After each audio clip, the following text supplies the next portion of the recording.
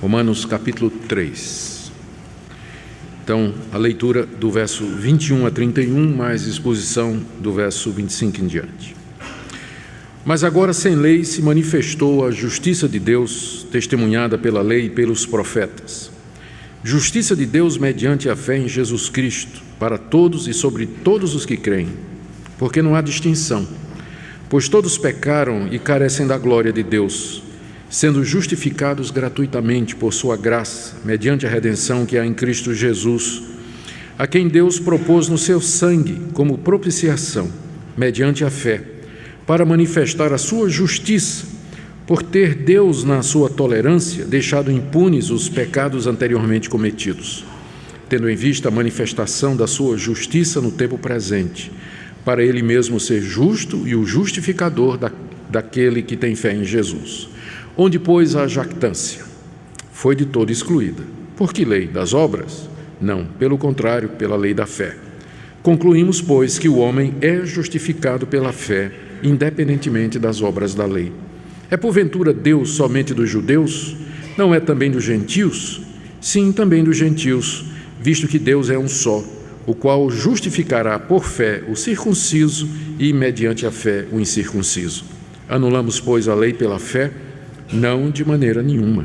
Antes, confirmamos a lei. Até aqui a leitura da palavra de Deus. Queridos irmãos, vamos orar pedindo que o nosso Deus nos ajude na compreensão da sua palavra. Pai, pedimos mais uma vez a direção do Teu Espírito Santo no entendimento da Tua revelação escrita. Pedimos não somente que possamos entender racionalmente, logicamente o que está escrito, mas perceber com os olhos do coração. Que o Senhor ilumine os olhos do nosso entendimento espiritual para apreendermos aquilo que o Senhor nos revela.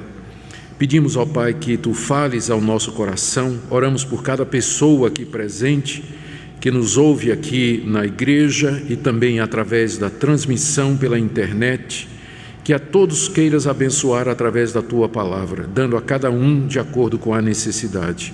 É o que nós te pedimos em nome de Jesus. Amém. Queridos, nós entramos desde domingo passado na segunda parte da carta aos Romanos, onde o apóstolo Paulo começa a explicar a justificação pela fé. Como vocês se recordam, Paulo escreveu essa carta à igreja de Roma porque ele queria apresentar-se e apresentar o evangelho que ele pregava. O alvo de Paulo era missionário. Já fazia cerca de 12 a 15 anos que ele vinha pregando o evangelho naquela região que fica ao redor da bacia do mar Mediterrâneo. Se você olha no mapa bíblico, você vai ver aquela região toda, que pega a Ásia, pega a parte da Caia, todas as províncias do Império Romano. Durante 12, 15 anos, a gente não tem muita certeza, Paulo plantou igrejas naquela região. E depois de um tempo ele olha para trás e vê que não tem mais campo, porque em todo lugar ele já tinha pregado o evangelho. Ele coloca os olhos ao norte, lá na Espanha, onde Cristo ainda não havia sido anunciado. Só que para ele pregar na Espanha, ele precisava do apoio de uma igreja que estivesse mais ou menos no meio do caminho. E exatamente a igreja de Roma se encaixava nisso aí. Paulo não era conhecido da igreja de Roma, ele não era o fundador da igreja de Roma, embora houvesse na igreja de Roma pessoas que o conheciam. É só dar uma olhadinha no capítulo 16 dessa carta aos Romanos, e lá nós vemos que Paulo cumprimenta e chama por nome mais de 20 pessoas, que provavelmente haviam conhecido Paulo fora de Roma, durante o seu trabalho missionário, e haviam migrado lá para a capital do império, e elas tinham esse conhecimento a respeito de Paulo. Mas a liderança da igreja, a igreja em si, não conhecia o apóstolo Paulo. Então, é necessário que o apóstolo Paulo se apresente à igreja de Roma e que exponha os seus planos de pregar o evangelho na Espanha e indague da igreja se a igreja estaria disposta a apoiá-lo nesse trabalho missionário. Só que Paulo sabia que a reputação dele entre os judeus não era lá muito boa, e especialmente em Roma havia uma comunidade muito grande de judeus, a ponto de que alguns anos antes, de Paulo escrever essa carta, o imperador Cláudio expulsou os judeus de Roma, porque eles eram tantos e a influência deles na política e no comércio era tão grande que ele mandou os judeus irem embora de Roma, não é?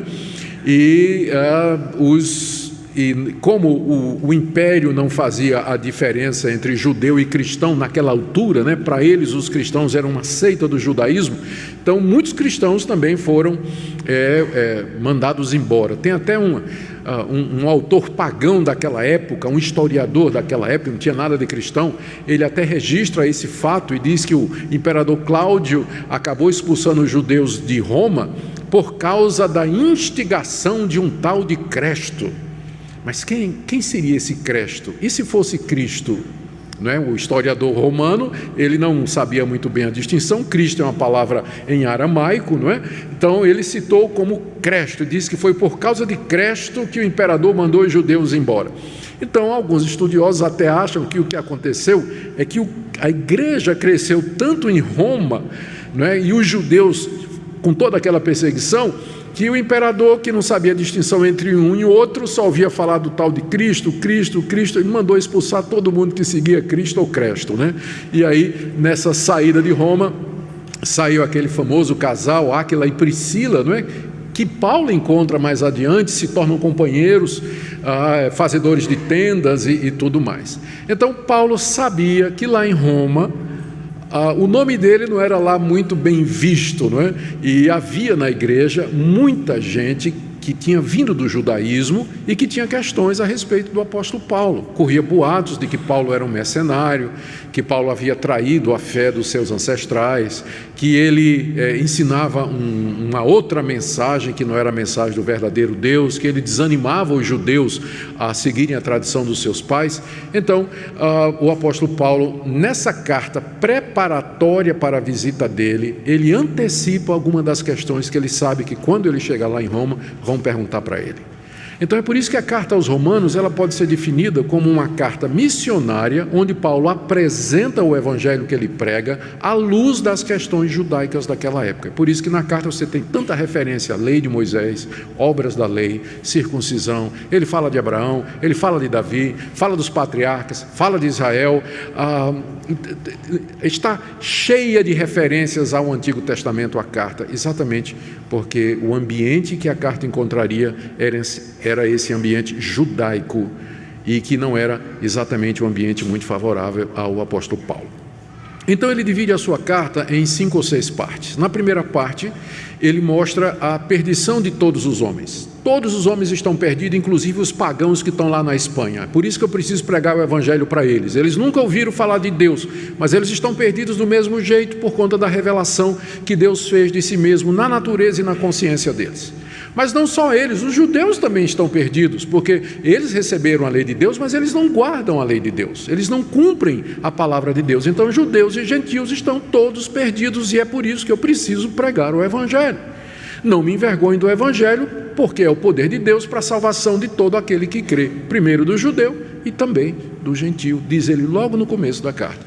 Então os capítulos 1, 2 e até metade do 3, nesses capítulos o apóstolo Paulo fala da perdição de toda a raça humana. E agora, metade do capítulo 3 até o final do capítulo 5, ele vai expor de que maneira o Deus justo salva pecadores de entre os gentios e de entre os judeus, que é mediante a fé em Jesus Cristo. Do capítulo 6 até o capítulo 8, ele vai explicar de que maneira as pessoas que são salvas pela fé em Jesus Cristo, judeus e gentios, elas devem viver aqui nesse mundo. Ele vai falar de como Cristo nos liberta do poder do pecado, capítulo 5, ele vai falar da nossa união com Cristo, que é a base para a nossa salvação e santificação, capítulo 5. Ele vai falar como Cristo nos liberta do pecado, capítulo 6, ele vai falar como Cristo nos liberta da lei, capítulo 7, vai falar da vida no Espírito, capítulo 8, e de 9 até 11 ele começa a falar de Israel. O que é que vai ser da nação de Israel? Será que Deus abandonou os judeus? Tem ainda um plano para os judeus? É a parte em que ele trata de escatologia, não é? E aí de 12 até o final, ele dá orientações práticas para a igreja. Ele fala a respeito dos dons espirituais, unidade, vida de santidade, como se relacionar com os irmãos em questões de diferença de opinião. E ele termina no capítulo 14 e 15 falando dos seus planos de ir para Roma e de ir para a Espanha, mas antes passar em Roma e receber o apoio da igreja para esse empreendimento missionário. O capítulo 16 são saudações que ele faz. Então nós estamos aqui no início do capítulo 2, em que Paulo está, no início da segunda parte da carta, onde o apóstolo Paulo está falando da justificação pela fé, como Deus justifica pecadores. E no domingo passado nós vimos, do verso 21 até o verso 24, os seguintes pontos que Paulo fala a respeito do caminho de Deus. Ele diz que Deus é justo, mas Deus justifica pecadores. É assim que ele nos salva, através de uma justiça que não é nossa, mas a justiça de Jesus Cristo, que nos é aplicada, que nos é imputada. E essa aplicação da justiça de Deus e, portanto, da sua salvação, acontece sem as obras da lei. Não é alguma coisa que nós merecemos, não é porque nós temos o direito, não é alguma coisa que se originou em nós, mas é o próprio Deus que gratuitamente nos oferece essa justificação. Ela estava ensinada no Antigo Testamento, desde o início do mundo, mas estava na forma de símbolos, de figuras, estava meio que velado, mas agora, no tempo presente, com a vinda de Jesus Cristo, essa justiça de Deus, a maneira pela qual ele justifica pecadores, ficou clara, com o testemunho, inclusive, do Antigo Testamento. Ele ensina que Deus dá gratuitamente essa justiça mediante a fé em Jesus e que a base dessa justiça que Deus nos dá é a redenção que há em Cristo Jesus. E aqui, isso foi até o verso 24, né? De 21 até 24. A partir do verso 25, o que a gente percebe é uma preocupação do apóstolo Paulo em explicar aos seus leitores de Roma o que poderia ter parecido uma injustiça da parte de Deus. A questão é a seguinte: se somente agora, com a morte de Cristo Jesus, Deus manifesta a sua justiça e a sua salvação, não teria Deus sido injusto com os que viveram antes de Cristo, deixando de castigá-los? Porque o pecado existe desde Adão. Cristo veio milhares de anos depois.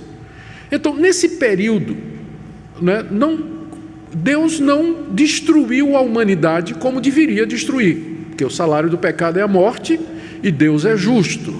Deus conviveu com o pecado da humanidade e não destruiu a humanidade como ele deveria fazer, já que ele é justo. Então, como explicar isso? É o ponto de Paulo agora.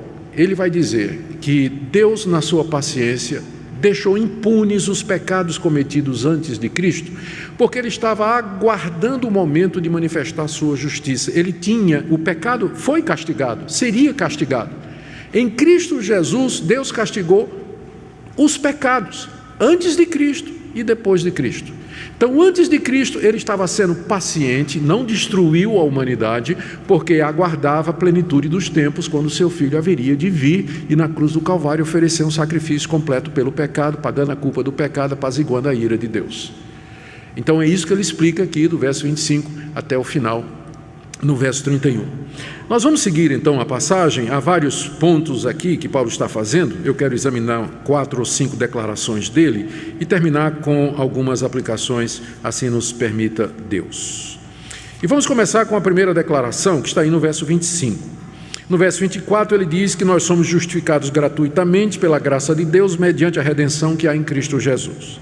E aí ele afirma: a quem, Jesus, né, o qual Deus propôs no seu sangue como propiciação mediante a fé. Essa é uma frase complicada que precisa de um pouco de atenção da nossa parte. Paulo está dizendo que Deus propôs a propiciação, o pagamento dos pecados, na pessoa de Jesus Cristo. Essa palavra aí, propor, significa apresentar alguma coisa publicamente, fazer uma oferta diante de todos, é uma manifestação pública de uma proposta. Ou seja, antes de Cristo, a intenção de Deus e o plano de Deus não eram assim tão claros. Estavam lá no Antigo Testamento, prefigurados nos símbolos, tipos e figuras. Nós vamos ver um deles daqui a pouco. Mas foi somente agora que Deus propôs, Deus apresentou publicamente o seu plano. Com a vinda de Cristo, essa proposta se torna pública. Agora todos podem ver, todos podem saber de que maneira Deus é justo em castigar o pecado em Cristo e dessa forma justificar pecadores. Ou seja, Deus apresenta à humanidade publicamente, claramente, o caminho pelo qual a humanidade pode se livrar da sua ira. Isso aqui é importante nós lembrarmos, porque o fulcro da questão é essa aqui. Nos capítulos 1, 2 e metade do capítulo 3, o apóstolo Paulo disse que a humanidade está debaixo da ira de Deus. A ira de Deus é a reação justa de Deus diante do pecado. Todos pecaram. Os judeus pecaram, os gentios pecaram, desde Adão até o dia de hoje, somos todos pecadores, não há exceção nenhuma. A humanidade está debaixo da ira de Deus, ou seja, ela está sujeita a ser castigada por Deus, aqui nesse mundo, com castigos temporais, e na eternidade, com sofrimento eterno. Com sofrimento eterno. Então, é essa a situação da humanidade. De que maneira, então, Deus pode aplacar a sua ira? De que maneira nós podemos, ou a ira de Deus pode ser satisfeita? Porque terrível coisa é cair nas mãos do Deus vivo, como diz já a carta aos Hebreus. Então, como é que nós escapamos de um Deus irado, que está irado conosco pelos nossos pecados? O próprio Deus propôs isso. Ele propôs isso, ele veio a público para dizer de que maneira a ira dele, justa, porque somos pecadores, pode ser apaziguada. De que maneira a ira justa dele pode ser apaziguada. Então ele propôs isso. O que ele propôs é aqui, voltando ao verso 25, ele propôs a Jesus Cristo como propiciação. Eu fiquei muito feliz que essa nova versão que está sendo feita da Almeida corrigida, da Almeida atualizada, que é a Bíblia que a gente usa, ela não trocou a palavra propiciação, porque vocês vão ver aí que outras Bíblias, em vez de propiciação, trazem aceitação, a maneira como Deus, pagamento pelo pecado, e tira essa palavrinha que é essencial e tão carregada teologicamente, que é a palavra propiciação. O que Paulo quer dizer com isso? Que a proposta de Deus é Jesus Cristo como propiciação. O que significa propiciação? Literalmente, o que Paulo está falando é que Deus propôs publicamente Jesus Cristo como propiciatório. Propiciatório. O que é o propiciatório? Os leitores do Antigo Testamento vão se lembrar disso aí. O propiciatório era aquela tampa que tinha em cima da arca da aliança. Deus mandou Moisés fazer uma arca e cobrir aquela arca com uma tampa. Essa tampa tinha 1,10 m por 60. 1,10 m por 60. Ela tinha que ser feita de ouro puro, ouro batido. Em cima da tampa, Moisés tinha que colocar 2 querubins de ouro, 2 anjos, batidos em ouro, e voltados um para o outro, com as asas se tocando no meio. E dentro da arca, debaixo da tampa, era para colocar os 10 mandamentos. E aquela arca, ela ficava escondida lá dentro do Santo dos Santos. Ninguém via aquela arca, só quem via era o sumo sacerdote, uma vez por ano, no dia da expiação, que era o dia da propiciação, o Yom Kippur, até hoje os judeus celebram essa data, em que o sumo sacerdote entrava ali, levando o sangue de 2 animais, de um novilho, que era primeiro pelos pecados dele. Ele não podia entrar lá sem primeiro se purificar com o sangue do novilho. E uma vez que ele entrou lá no Santo dos Santos, lá no santuário, na frente da arca, ele derramava o sangue de um carneiro em cima da arca, como pagamento pelo pecado do povo de Deus. Então o nome daquela tampa onde o sangue era derramado, o nome é propiciatório. Era ali que se fazia propiciação ou apaziguamento da ira de Deus. Na hora que o sacerdote estava derramando o sangue daquele carneiro ali sobre a tampa, era como se Deus se aplacasse, a ira de Deus se retirasse, Deus removesse a sua ira do seu povo que tinha pecado contra ele. Por isso que o nome era o dia da propiciação, o dia em que Deus se apaziguava com relação ao seu povo e não considerava o seu povo como inimigo, mas agora podia fazer a paz, porque o pecado havia sido pago por conta daquele sangue. Era aquilo que era chamado de propiciação. E a ideia básica era essa: o propiciatório era o lugar em que a ira de Deus era aplacada com sangue. E é interessante que aquele sangue corria pela tampa que cobria os 10 mandamentos. Os 10 mandamentos, nós já vimos Paulo falando disso aqui no capítulo 3, os mandamentos foram dados para nos condenar. Eles são o libelo de acusação de Deus contra nós, são a prova da nossa corrupção, da nossa culpa, da justiça da nossa condenação. Mas agora a lei não podia mais condenar o israelita. Por quê? Porque entre a lei e o israelita estava o propiciatório coberto de sangue. Então ele não era mais atingido pela condenação da lei. O sangue cobria a tampa da arca e a lei não atingia mais a nação, e a nação, portanto, era perdoada e aceita. Paulo nos diz aqui, agora podemos ler, o verso 25 com esse pano de fundo e entender o que é que Paulo está dizendo.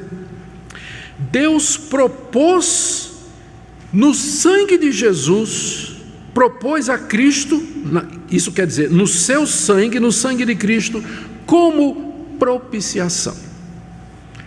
Então, essa é a figura que Paulo está usando aqui para descrever o que Cristo fez por nós.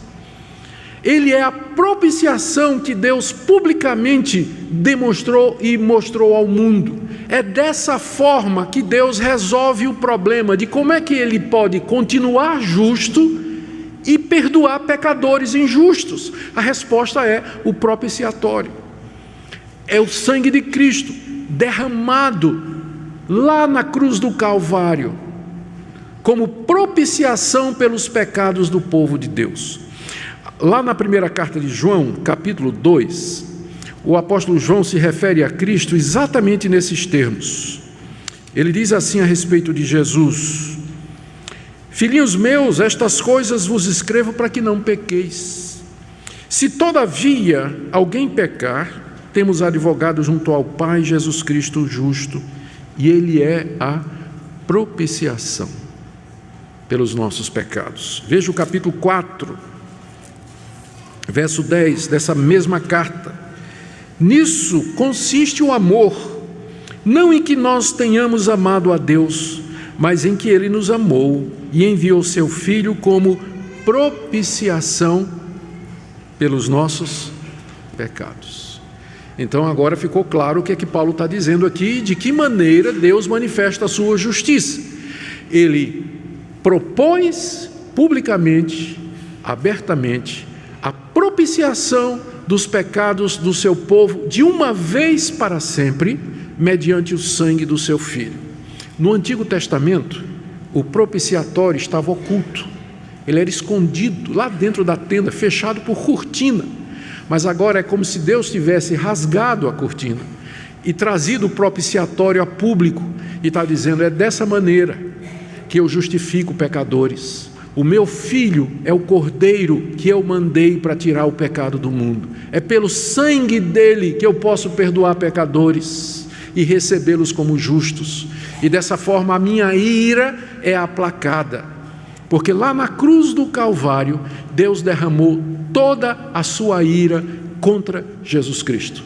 A ira que eu mereço, Deus derramou sobre ele. Por isso lá na cruz, depois de ter bebido até a última gota do cálice da ira de Deus, Cristo satisfez plenamente todas as demandas da justiça de Deus e aplacou a sua ira.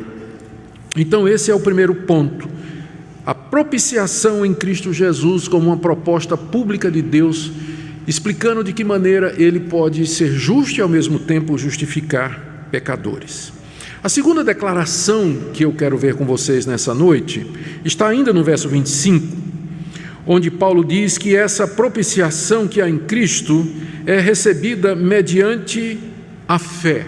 Está bem no meio do versículo 25. Ele diz que isso é mediante a fé. A fé é um instrumento pelo qual aquilo que Cristo fez na cruz, a propiciação que Ele fez, me alcança, porque ela foi feita 2000 anos atrás.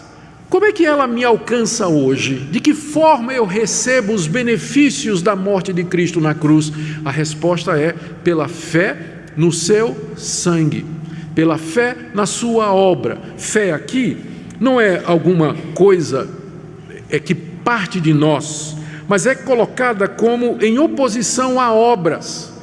Ou seja, eu recebo isso, esse pagamento que Cristo fez por mim, eu recebo não como um merecimento da minha parte. Já vimos que não há mérito nenhum em nenhum de nós, mas é como uma graça de Deus, uma dádiva de Deus. A fé é simplesmente a mão vazia que se estende para receber esse dom gratuito de Deus, e ela não é nem mérito nosso.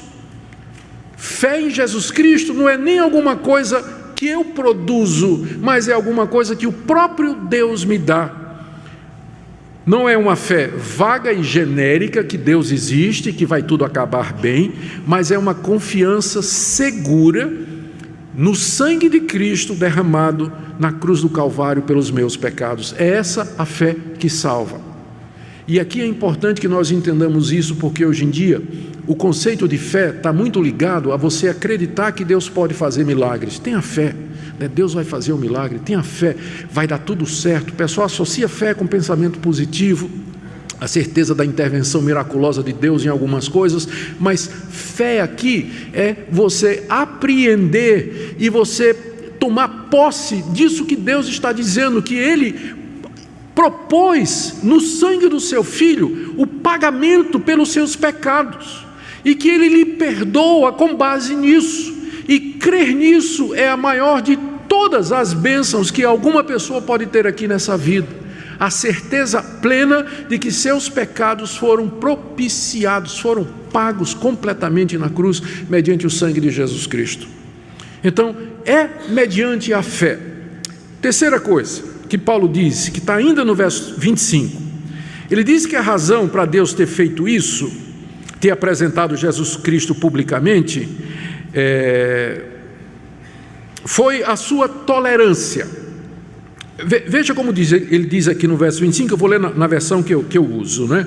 Ele diz que Deus propôs a Cristo, na verdade no seu sangue, como propiciação mediante a fé, para manifestar a sua justiça. Agora veja essa frase intrigante no final do verso 25: por ter Deus na sua tolerância deixado impunes os pecados anteriormente cometidos.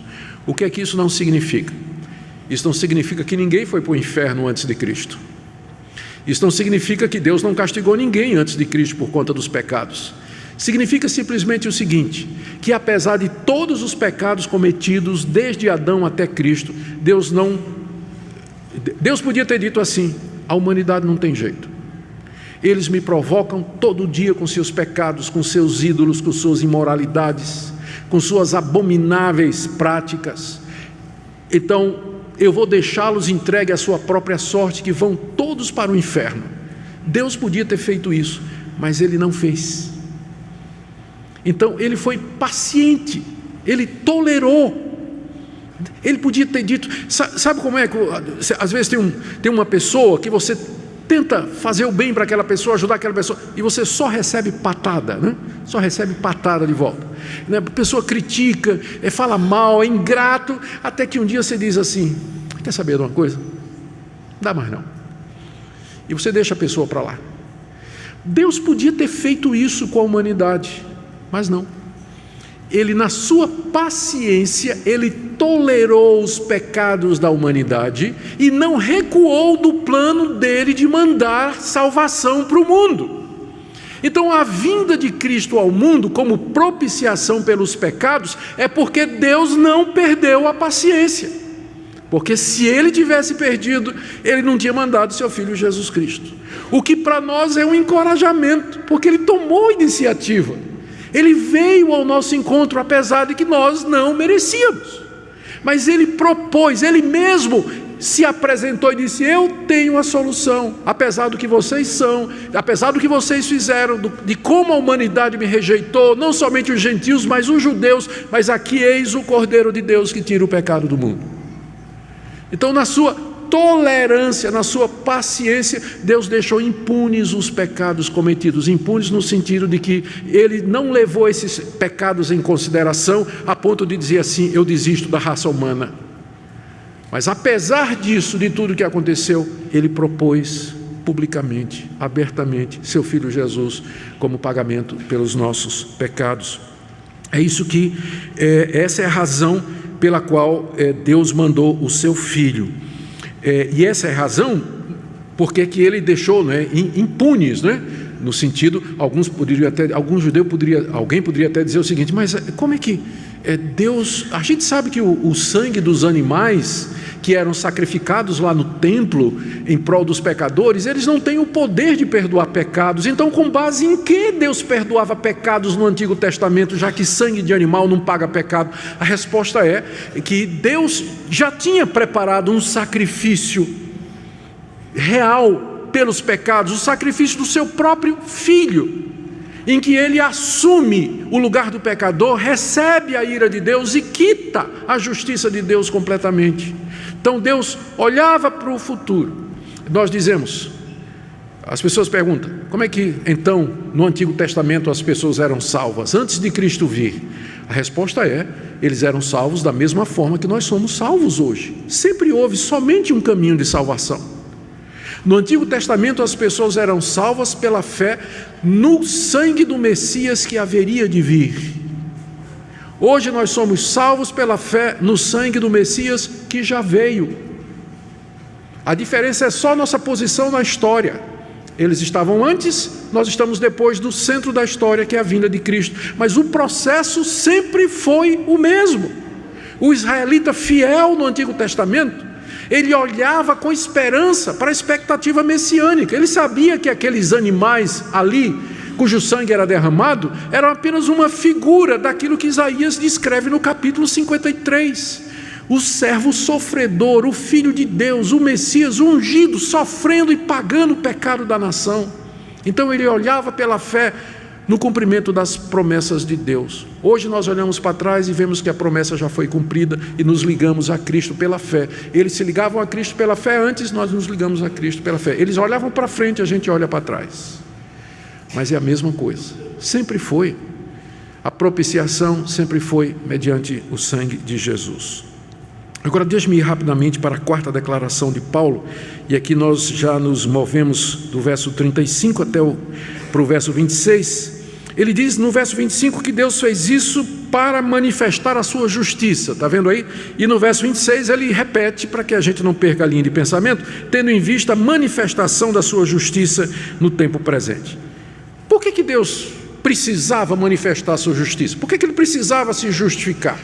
Nós já dissemos, poderia dar a impressão de que Ele era injusto. Primeiro, porque Ele não puniu, não desistiu da raça humana no Antigo Testamento, e também porque agora Ele vem com um plano para perdoar pecadores culpados. Como é que esse Deus, Ele parece que às vezes é leniente demais e às vezes parece que Ele é severo demais? Como é que é isso? Então, para que Deus manifestasse a sua justiça, para que Ele mostrasse que Ele é justo, que Ele é coerente, então Ele propôs Jesus Cristo publicamente como sendo o caminho da salvação. E na cruz de Cristo você tem a resposta para essa pergunta: como é que Deus pode ser justo e ao mesmo tempo perdoar pecadores culpados, perdoar pessoas injustas? E a resposta é essa aqui: que Deus na cruz castiga o pecado, toma a justiça de Cristo, a obra que Ele fez, o mérito, o crédito que Ele obteve na cruz e gratuitamente aplica ao pecador. Ao mesmo tempo, Ele é justo e justificador. É o que Paulo diz no verso 26. Veja aí comigo, tendo em vista a manifestação da sua justiça no tempo presente, para ele mesmo ser justo e justificador daquele que tem fé em Jesus. Aqui Paulo termina a exposição da justificação pela fé. Aqui ele, nos versos que nós já vimos, ele mostra esse plano maravilhoso, concebido por Deus na eternidade e manifestado há 2000 anos atrás com a vinda do seu Filho Jesus Cristo, quando ele realiza aquela obra de redenção que começa com a encarnação, os 30 anos vividos como um de nós aqui, rejeitado pelos seus, sofre e morre na cruz, é sepultado, durante 3 dias permanece debaixo do domínio da morte e rompe vitorioso ao 3º dia, no domingo de manhã, e sobe aos céus, onde está agora assentado à direita de Deus e tem o poder de interceder e salvar os pecadores que nele creem. Esse é o Evangelho. É dessa forma que Deus é justo, é dessa forma que Ele justifica pecadores, é dessa forma que nós somos salvos. E de tudo isso, algumas conclusões podem ser tiradas, é o que Paulo faz em seguida, do verso 27 até o verso 31. Ele faz 3 conclusões aqui, na verdade 4. A primeira conclusão, está no verso 27, é que não resta, portanto, à luz desse plano de Deus, espaço para a jactância humana. Ele pergunta no verso 27, onde está a jactância? Foi de todo excluída. Por que lei das obras? Não, pelo contrário, pela lei da fé. Então, primeira conclusão de tudo isso, não há espaço, não há lugar, não faz sentido a jactância em nenhum de nós. Eu fico pensando no Paulo. Provavelmente tinha em mente aqui o judeu se jactava, né? Se gloriava, ele contava vantagem, porque ele era filho de Abraão, tinha sido circuncidado, recebeu a lei de Deus, recebeu o culto, a aliança, as promessas, o Messias veio do judaísmo, então o judeu queria contar vantagem e se gloriar. Paulo diz, não tem espaço nenhum agora para qualquer vanglória, você não pode se gloriar de nada, e se você não pode, o gentil muito menos. Ninguém pode contar nenhuma vantagem agora diante de Deus. Por quê? Porque o sistema da salvação que foi engendrado por Deus, ele exclui toda a glória humana. Nesse sistema de salvação, a salvação é de Deus do começo ao fim. Ele é quem propôs Jesus Cristo. Ele é quem mandou o seu Filho. Ele é que aceitou o que o seu Filho fez na cruz. Ele é que ressuscitou seu Filho dentre os mortos. Ele é quem nos chama pelo Evangelho. Ele é quem nos converte pelo Espírito Santo. Ele é quem nos sustenta até o fim. É Ele que vai nos glorificar. A salvação, do começo ao fim, é obra de Deus. Portanto, não tem lugar para a glória humana. Não tem lugar. Trazendo em termos práticos, o povo que deveria ser o povo mais humilde do mundo é o cristão. A ponto da gente poder dizer que um cristão arrogante é uma contradição em termos. Ou ele é cristão, ou ele é arrogante. Mas ele não pode ser as duas coisas. Porque ele sabe que é pela graça, que foi pela misericórdia de Deus, não é mérito nenhum. E se uma pessoa é salva de favor, não é? Pela graça e misericórdia de Deus, ela vai ter compaixão dos outros.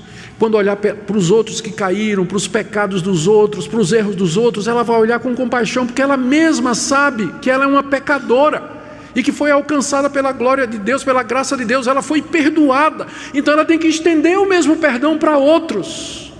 Então a base do perdão, da reconciliação, do convívio na igreja é exatamente a doutrina da justificação pela fé, pela graça de Deus. Agora, se fosse por mérito, se fosse por obras, então não existiria igreja, porque a gente sabe que bicudos, né? 2 bicudos não se bica, né? Então, se a igreja fosse cheia de gente assim, né? Eu sou espiritual, eu mereço, eu fiz isso, fiz aquilo, eis aqui as minhas realizações, porque eu tenho isso, tenho aquilo outro, a briga ia comer solta. A gente sabe como funciona isso, né? Que é a arrogância, e é a jactância, e é a autojustiça que provoca brigas e mais brigas entre as pessoas. Mas a justiça de Deus pela fé pergunta, onde está a jactância? A resposta é, foi excluída. Que ela seja excluída da minha vida e da sua, nós que entendemos que a justificação é de fato pela fé. A segunda conclusão de Paulo é no verso 28. Concluímos, pois, que o homem é justificado pela fé independentemente das obras da lei. Ou seja, o homem é feito justo diante de Deus mediante a fé em Jesus Cristo e não pela realização de obras que são determinadas e mandadas pela lei de Moisés ou qualquer outra lei, qualquer outro código. Em outras palavras, não é por mérito. Quando nós compreendemos isso, a nossa visão fica mais clara com relação a entendermos a diferença crucial entre o cristianismo bíblico e outras religiões, ou outras manifestações religiosas dentro do cristianismo. O cristianismo bíblico, na sua essência, ele ensina a graça de Deus mediante Jesus Cristo. Esse foi o ponto que foi descoberto na Reforma Protestante. Somente a graça, somente Cristo, somente a fé, somente a palavra e tudo para a glória de Deus. E é nesse sentido que nós somos diferentes de outras linhas de cristianismo. As pessoas perguntam, sim, mas, por exemplo, e o catolicismo romano? Não são cristãos como nós? Eu diria o seguinte, se um católico romano, ele acreditar em Cristo e em Cristo somente, como sua justiça, como propiciação pelos seus pecados, se a sua única esperança é a obra completa de Cristo Jesus na cruz, ele é meu irmão. Mas aí ele não é católico, porque não é isso que a Igreja Católica ensina. A Igreja Católica ensina a comediação de Maria, a intercessão dos santos, a participação nos sacramentos, como sendo condição para que essa justificação seja obtida. Então, a grande questão não é que eles negam que a salvação é pela fé. O problema é o sinal do mais que vem depois. Nós dizemos, a justificação é pela fé. Eles não vão negar isso. Eles só vão dizer, mais Maria, mais mediação dos santos. E agora você pode aplicar isso para qualquer outra manifestação. Como é que é a salvação? Não, a salvação é pela fé em Cristo, mais dar o dízimo, mais campanha, mais guardar o sábado, mais... Então, se tiver um mais, já não é a doutrina bíblica da justificação pela fé, que é sem as obras da lei. É a conclusão de Paulo aqui no verso 28.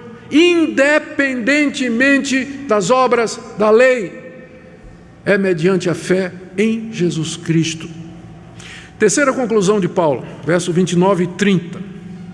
Ora, e aqui ele está apelando para uma coisa que o judeu com certeza iria confirmar. Para o judeu só havia um Deus verdadeiro, e nesse ponto está corretíssimo, nós concordamos também. Só há um Deus, e se existe um só Deus, ele é Deus não só dos judeus, mas de todos os povos, ainda que os povos não o reconheçam e tenham lá os seus deuses. Mas se há um único Deus, ele é Deus de todos. É exatamente o argumento de Paulo, verso 29. É porventura Deus somente dos judeus? Os judeus diziam, não, de jeito nenhum, nosso Deus, porque ele é o único Deus verdadeiro, é Deus de todos, só existe ele. Então ele é Deus de todas as nações. Resposta de Paulo, né? Sim, não, ele não é Deus também dos gentios? Sim, certamente também dos gentios. Verso 30. Visto que Deus é um só, ele justificará por fé o circunciso, que é o judeu, e mediante a fé o incircunciso, que é o gentio e o pagão. Ora, se Deus é um só, e ele é Deus de judeus e gentios, significa que o caminho dele é o mesmo para um e para outro. Não tem diferença entre judeu e gentio. Deus vai justificar tanto os judeus como os gentios mediante a fé em Jesus Cristo. Concorda? Ele perguntaria ao judeu, não é? E o judeu, se Deus é um só, e ele é Deus de todos os povos, e ele justifica o judeu pela fé, então ele deve justificar o gentio pela fé também. Não tem distinção nesse ponto. E aí no verso 31, a quarta conclusão do apóstolo Paulo, que na verdade não é uma conclusão, ou é uma conclusão também, mas ele está aqui antevendo uma pergunta. Olha só o verso 31. Anulamos, pois, a lei pela fé? Porque, com certeza, parece que ele está vendo a mãozinha levantada lá, né?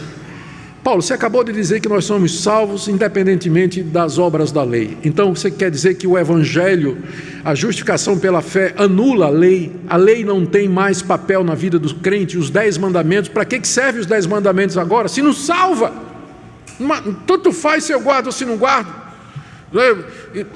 E agora, anulou a lei? Resposta de Paulo: de jeito nenhum. Antes, nós confirmamos a lei. Como confirma a lei? Como a justiça pela fé confirma a lei? Olha, é muito simples. Lutero, talvez foi quem melhor explicou isso, com uma frasezinha com duas expressões muito descritivas. Ele disse assim: a lei nos manda a Cristo para justificação, e Cristo nos manda de volta a lei para a santificação. Uma pessoa que foi salva pela graça e não pelas obras da lei, se aproxima de Deus e pergunta: meu Salvador, me salvaste merecidamente, que posso fazer para agradar-te? Resposta de Deus: não terás outros deuses diante de mim, não farás para ti imagem de escultura, não tomarás o meu nome em vão, respeita pai e mãe, não mente, não adultera, não cobiça nada do teu próximo, não tira a vida do teu próximo. Ou seja, a lei me leva a Cristo, porque ela diz assim: você é um pecador, corra porque eu vou lhe pegar. Corra para Cristo, porque debaixo de mim você está condenado. Os 10 mandamentos gritam isso, que nós somos pecadores, miseráveis e passíveis de condenação. E nós fugimos da lei e nos abrigamos nos braços de Jesus. Jesus nos recebe e diz: bem-vindo. Agora você vai voltar. Só que você vai voltar como perdoado e justificado, porque eu cumpri toda a lei. E você agora vai seguir a lei como norma de gratidão. É assim que a lei é confirmada pelo Evangelho. Ela é a nossa norma de gratidão. Você foi justificado pela fé, mediante a graça, sem obras da lei. Quer saber agora como é que você vai viver? Não terás outros deuses diante de mim, não farás para ti imagem de escultura, não adultere, não roube, não faça nada disso.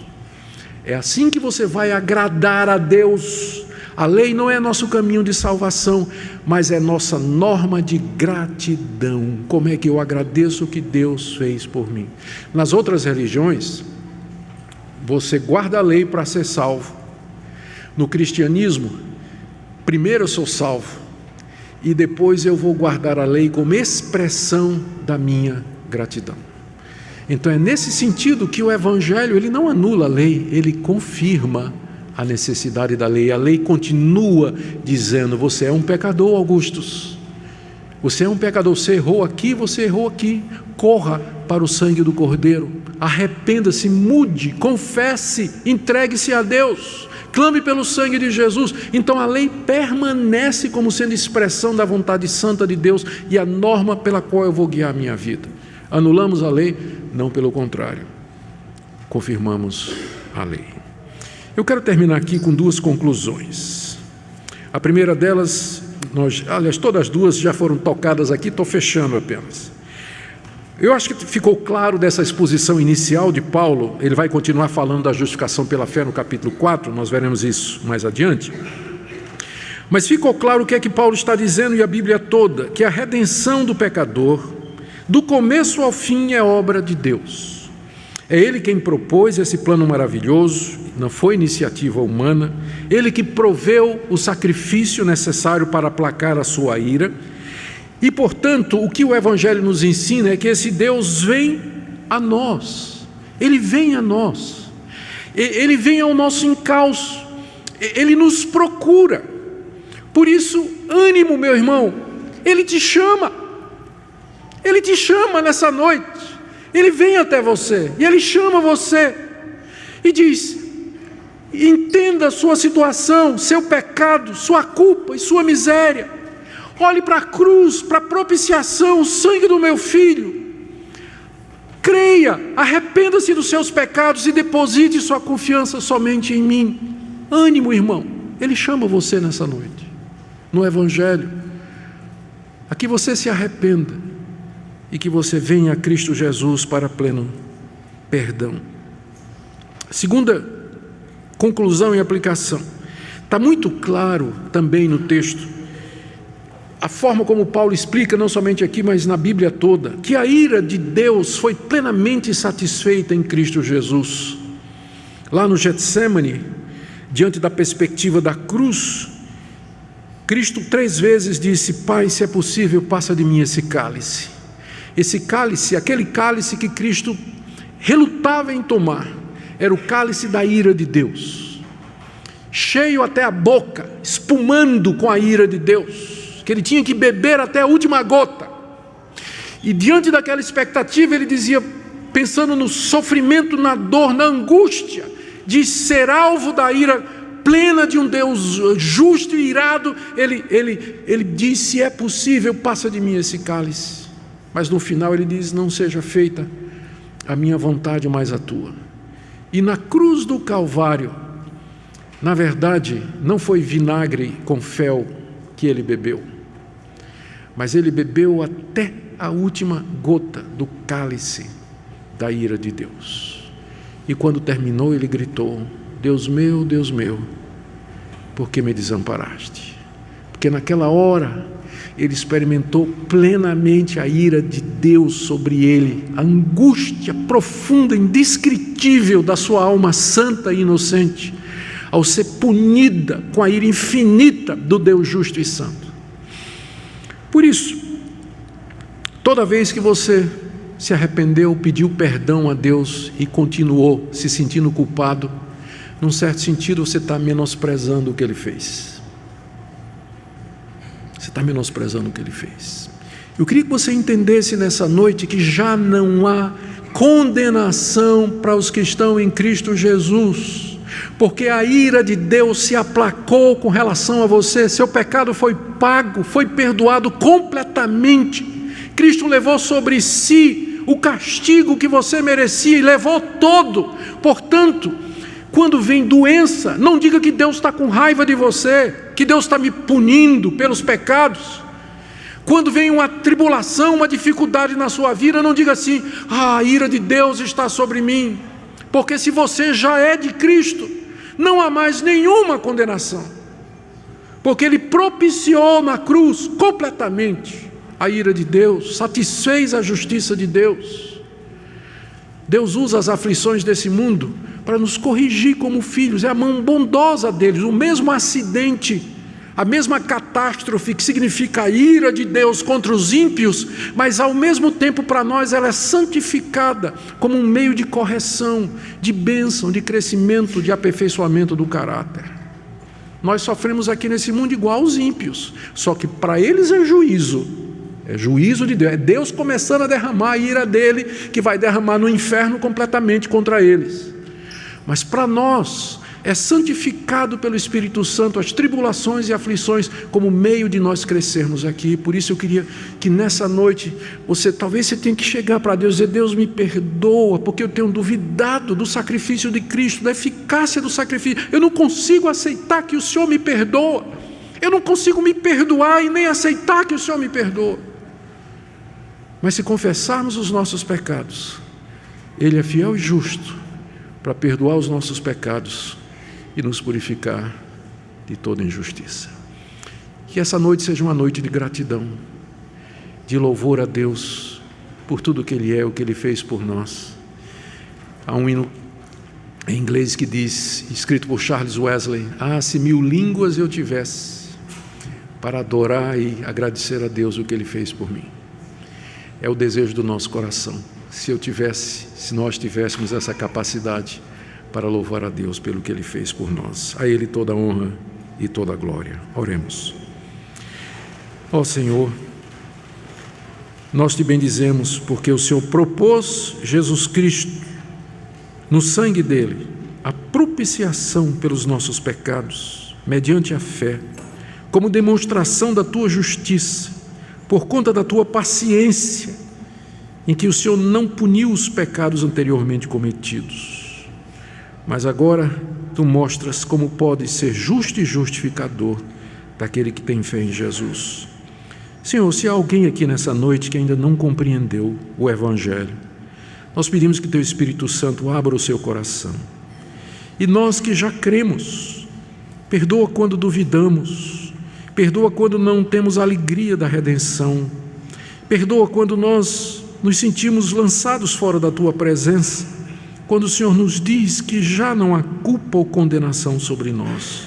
Ajuda aquele que nessa noite luta com sua consciência, ajuda aqueles que nessa noite lutam dizendo: será que Deus me aceita? Que nessa noite o teu amor seja estendido a todos aqui presentes, na mediação de Jesus, por quem nós oramos. Amém.